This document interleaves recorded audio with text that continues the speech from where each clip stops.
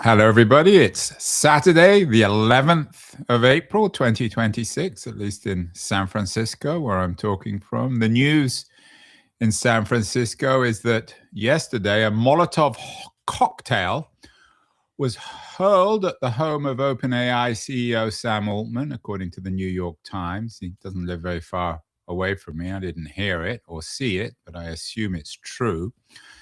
Meanwhile, Keith Tears, that was the week editorial, has a very different image. It's of Sam Altman being escorted by police, or at least people who look to be police, but are actually wearing the badge not of the NYPD, but of the New Yorker. It's an interesting fake video that Keith is an expert in making, and it forms the basis of his editorial this week. Hands off Sam Altman. It's very much in response to a piece that the New Yorker wrote this week on Sam called Sam Altman May Control Our Future. Can he be trusted? Keith, I hope you didn't hurl that Molotov cocktail at Sam's house, did you? Were you up in San Francisco yesterday? Not me, Andrew, not me. And if you read the editorial, it's highly unlikely that. Well, you could be just, some people are very clever and they appear to be defending Sam Altman, but actually are hurling Molotov cocktails at his house. Anyway, I trust you on that one. I don't think it was you. Isn't there a famous Shakespearean quote? He came to something me, but then he something. Forget what it is. That's very useful, Keith. He came to praise me and something. Oh, Barry, yeah. Anyway, so back to your friend Sam. This video you made of him being arrested in New York City, of all places. I think it looks like it's down on the Bowery by New Yorker agents. What's happening here?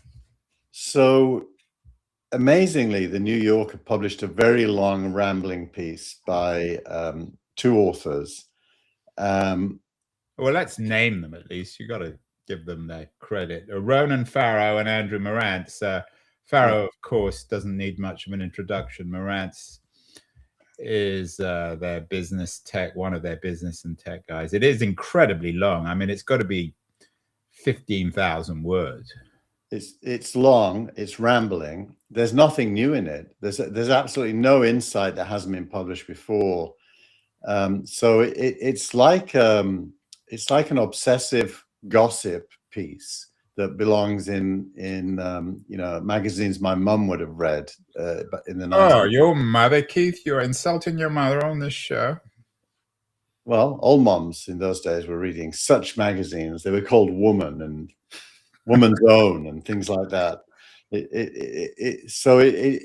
what did men read? They just beat their wives up those days, got drunk, went beat their wives up while the wives were reading Woman's Own. Sadly, they did, Andrew. It's actually true. They did do that. That's what happened in the north of England, anyway. I'm not sure if it was true in North London where I grew up, but anyway, that's another story.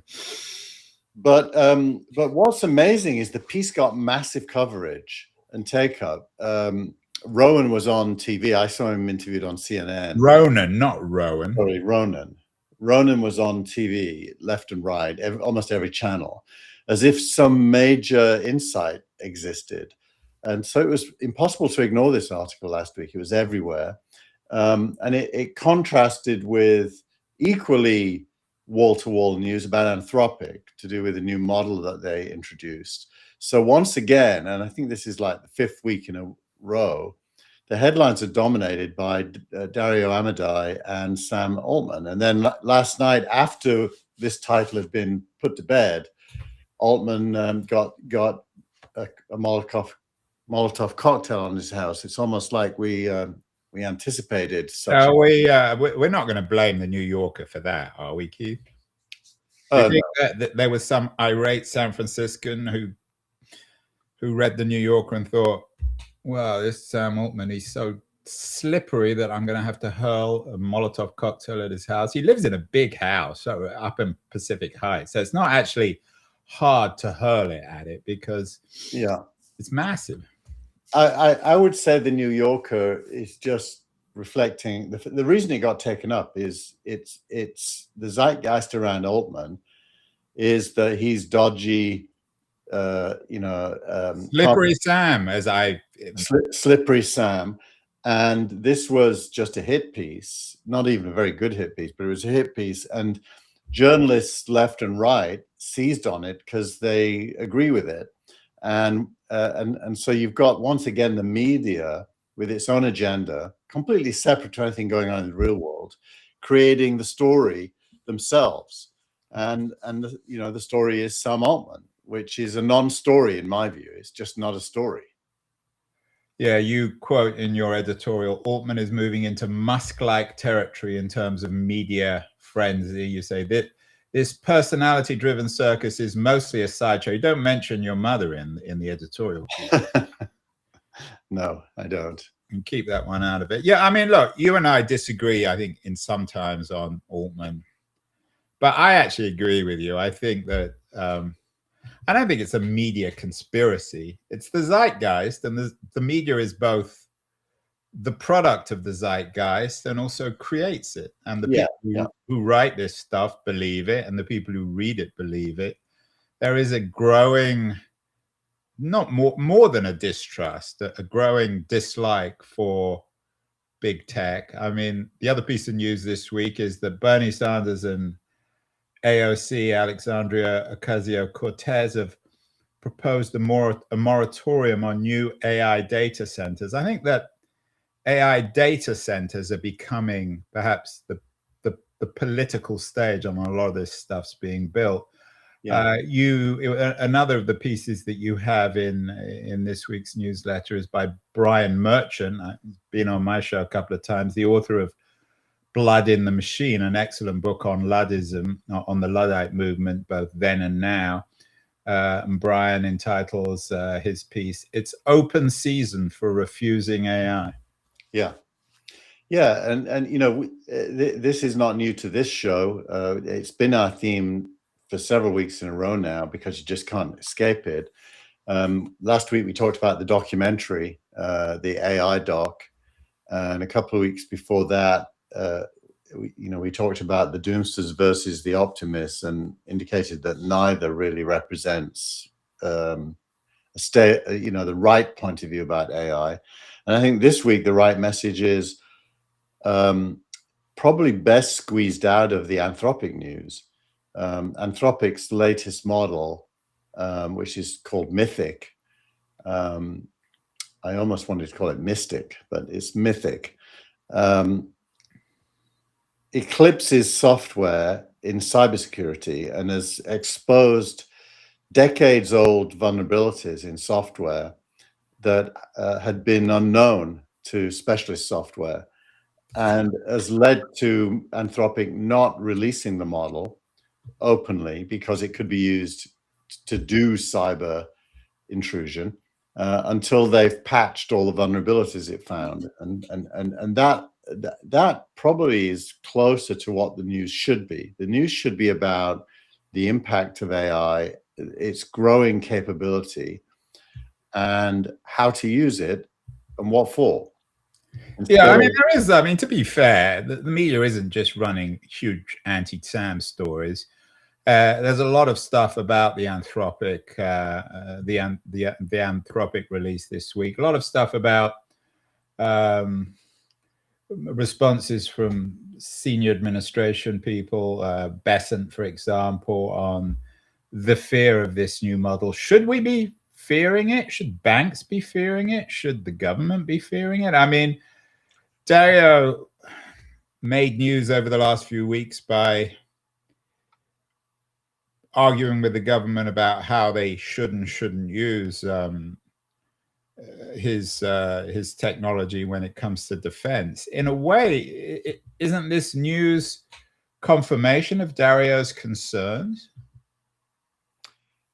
Well, you could look at it in two ways. I think one of the ways is, as you just said it, and you'd say yes, because this new model is clearly very capable of going way beyond humans in a domain that some of the most intelligent humans on the planet work.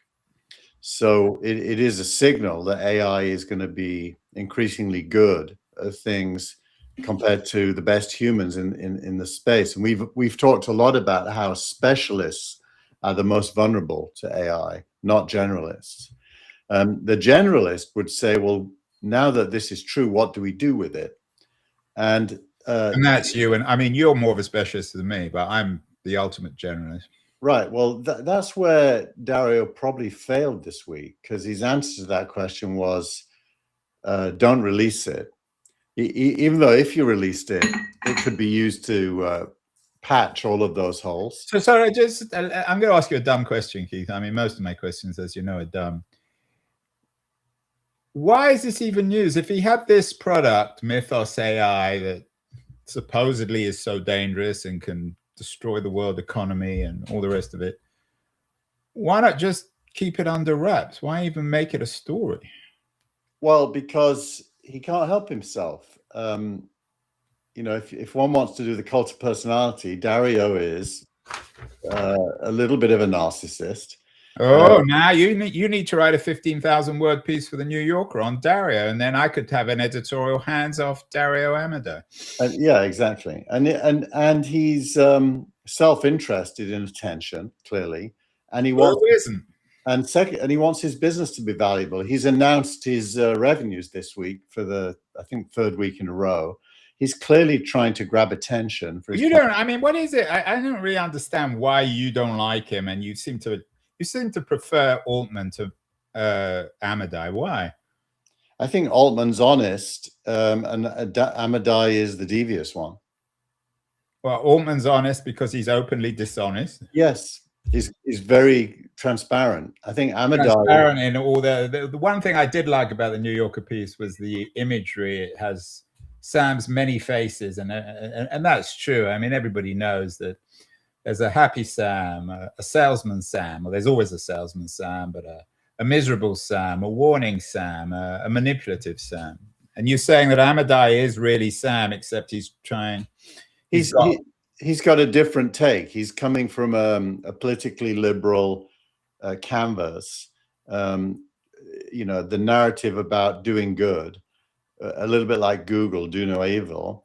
But that lives inside a commercial organization intent on making a lot of money. So there's a bit of a conflict of interest there. Whereas Altman is, you know, completely transparent. There's no guessing. And Amadei has succeeded in that narrative around himself, which is stunning to me, but probably because the zeitgeist wants to believe it.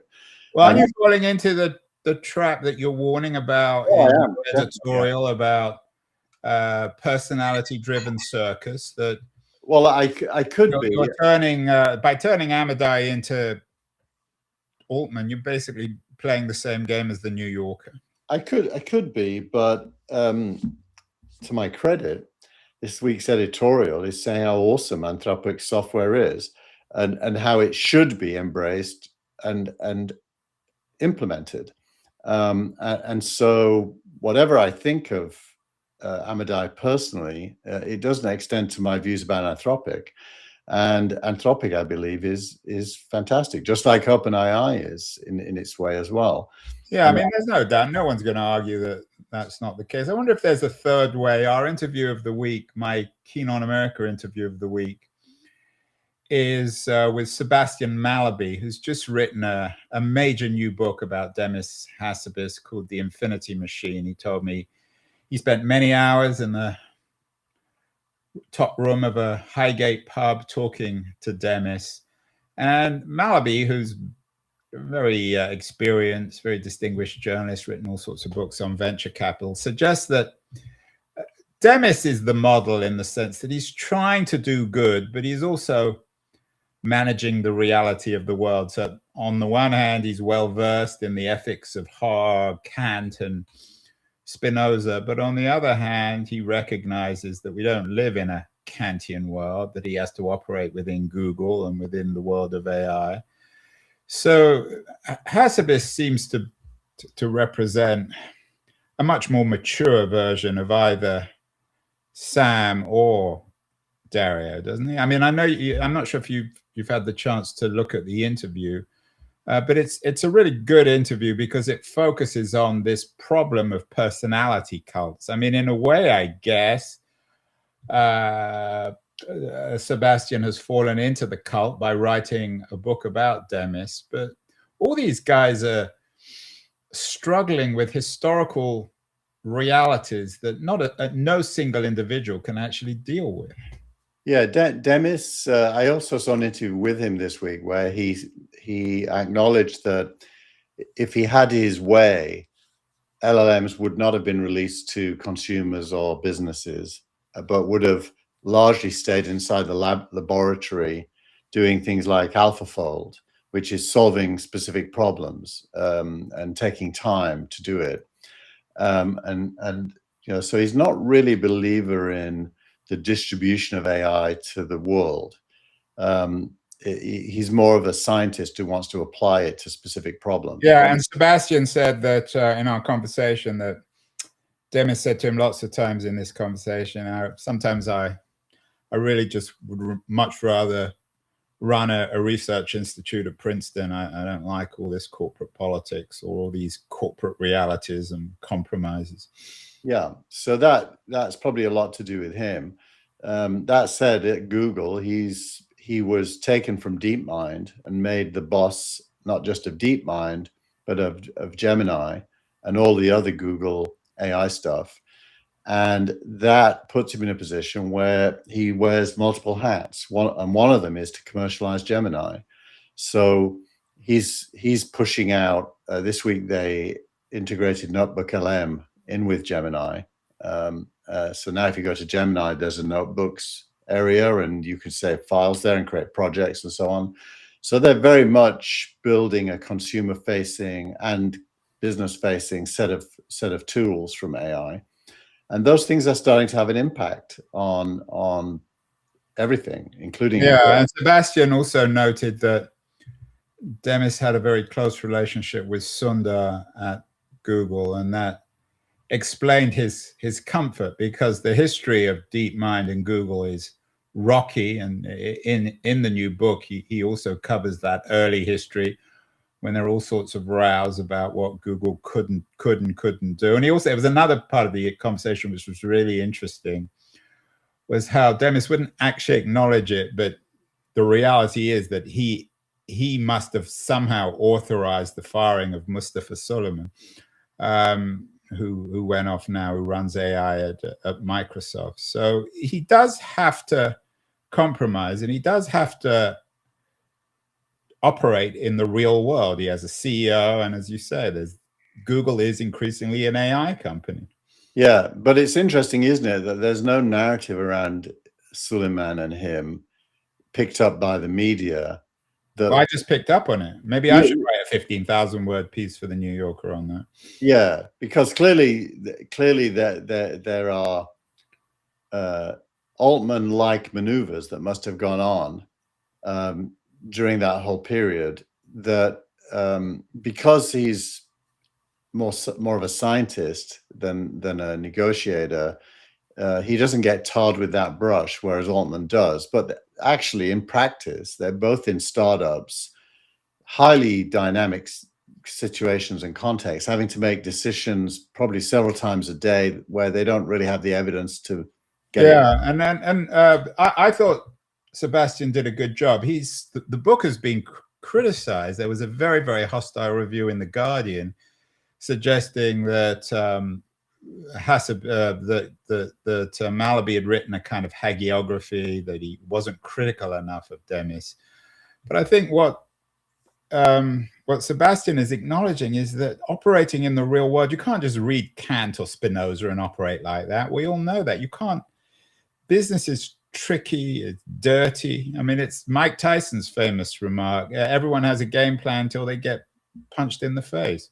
And maybe for our listeners, Andrew, just to explain what a Kantian world looks like in this context. What does that mean? This is a tech podcast rather than a philosophy one. I'm not an expert on Immanuel Kant, but he was, of course, the great philosopher of the Enlightenment, who suggested that he wrote a book, I think, called The Ethical, or you talked about the ethic of pure reason, which suggested that one could be good and reasonable at the same time. And of course, Spinoza, another of the fathers, the Dutch Jewish philosopher, suggested a similar thing. And maybe we need to credit them with good intent, but the reality of the world isn't like that. And one of the things I said to Malaby is that whilst while Demis is reading Kant and Spinoza, or at least quoting Kant and Spinoza, he probably has also been, or hasn't been reading, but has borrowed the logic of Hobbes, the reality of the world, because that's just the nature of things. Yeah. Look, the interesting thing is that those thinkers lived at a time of huge change, and they become increasingly relevant in our time because relevant or irrelevant? Relevant, because this is a time, in my lifetime at least, and I've seen a lot of change, where change has accelerated to the point where it's a daily occurrence, and you're having to adjust your worldview, certainly every week, and new reality implies a new canvas for everybody. Yeah, I mean that's why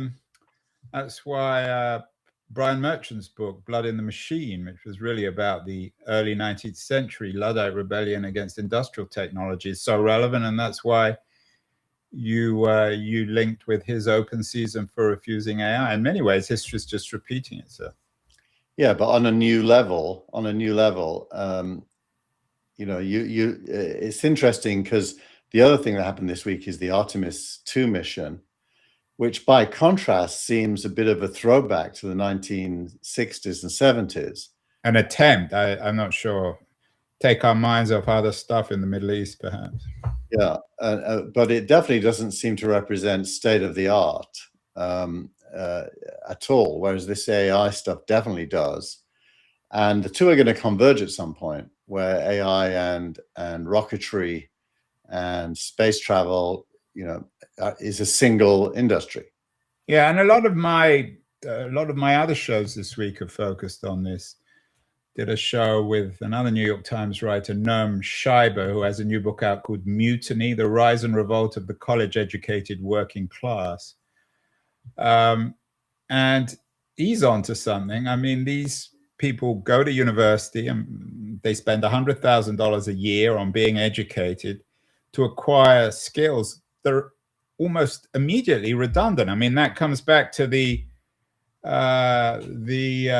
Anthropic news this week. Every week, Anthropic comes out with a new release that makes a new generation of college-educated people redundant or irrelevant.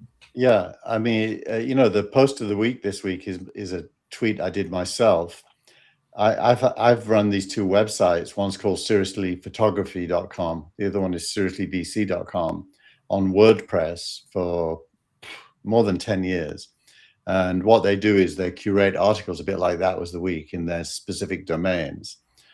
And at the end of the week last week, on a Friday around 5 p.m, I suddenly thought, these sites suck. I should upgrade them. And I got Anthropic to rewrite them, and which it did very fast. And now the two sites, which still exist, are 100% created by code. It would have cost me tens of thousands of dollars to hire people to do that, and it would have taken a couple of months. And literally in 10 minutes, I had vastly improved websites that are much more responsive than they were before, and got rid of WordPress, which has become a theme, by the way. Matt Mullenweg of WordPress did a big debate with Matthew Phillips of Cloudflare, who claims to have built a WordPress replacement a couple of weeks ago. Yeah, and I did an interview this week. I mean, a lot of this stuff, AI has become a kind of like the moral code, perhaps, to borrow a word.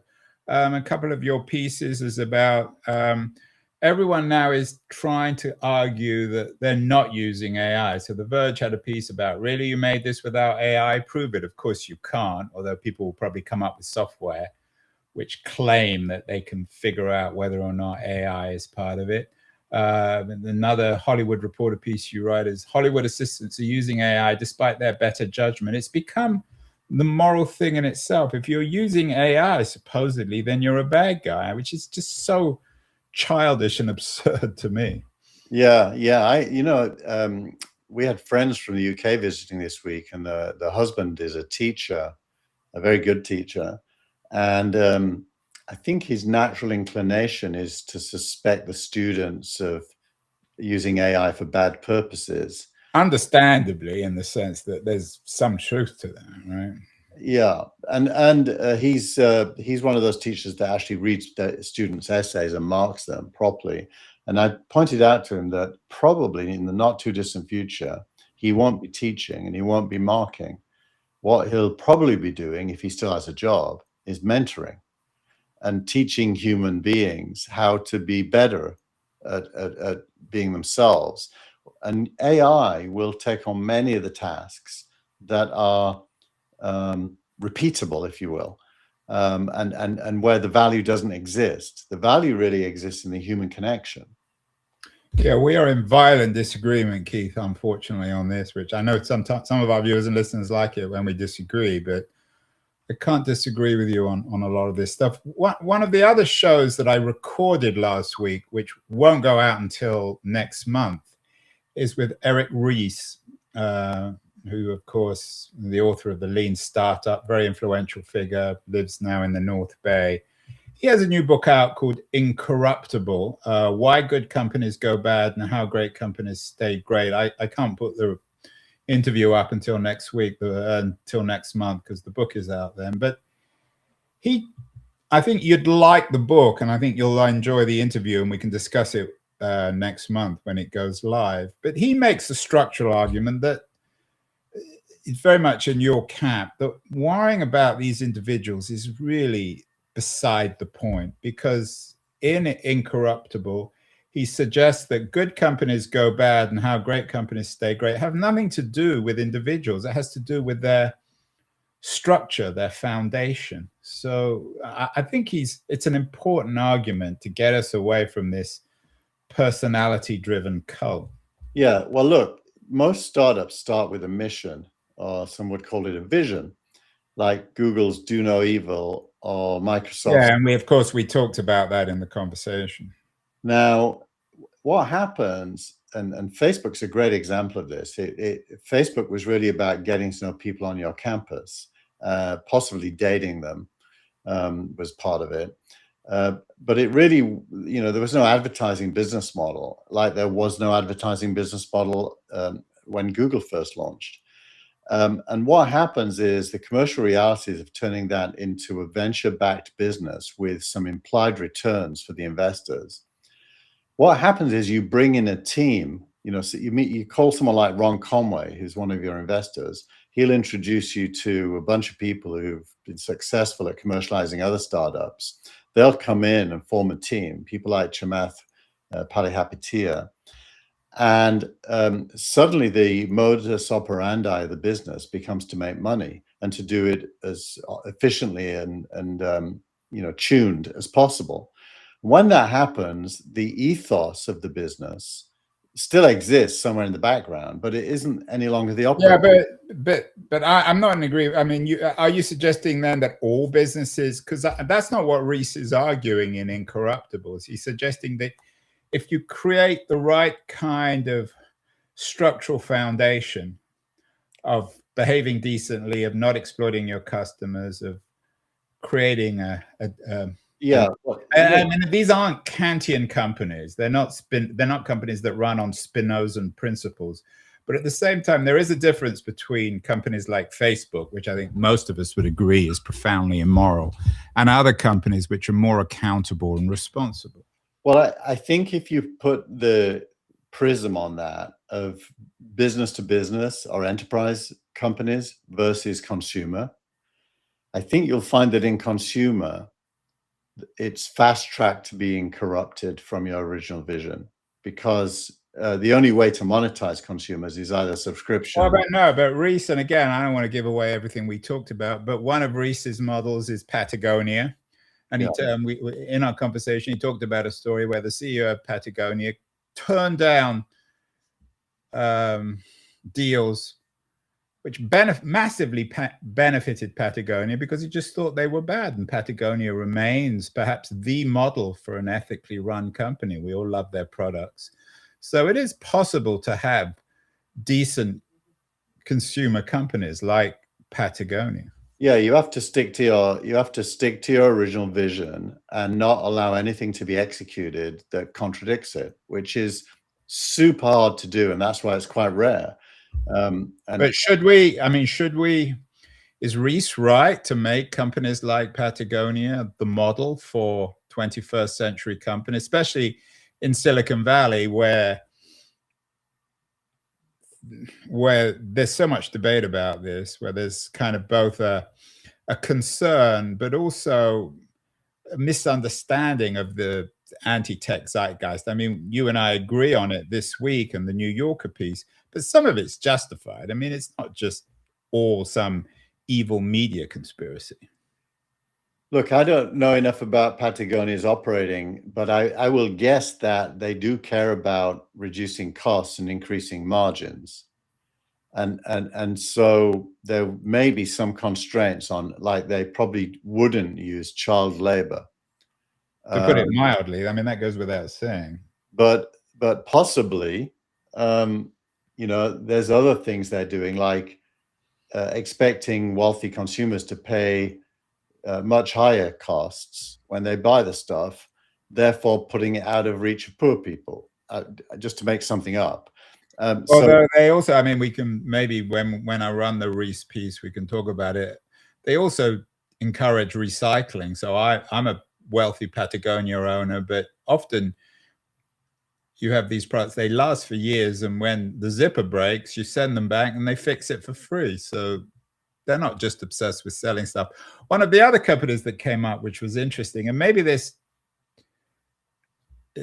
fits back into our conversation about Sam and Silicon Valley and Anthropic and all the rest of it, is another of the kinds of companies that Reese writes about in his new book are cooperatives like Mondragon, which is a very successful Spanish cooperative. Is it possible, given, Keith, you're a historian of the working class, old Marxist, that given we're back in Luddite territory, that we'll start thinking about cooperatives as alternative corporate structures to just straight capitalist capitalist companies? I grew up with a co-op. There was a co-op in my council estate, and they gave you a red book. And my mum every week on a Thursday would write a list of things she was buying, and you'd take it to the co-op. You'd get the food and stuff for free. Well, after this was, of course, she read her gossipy magazine. Exactly.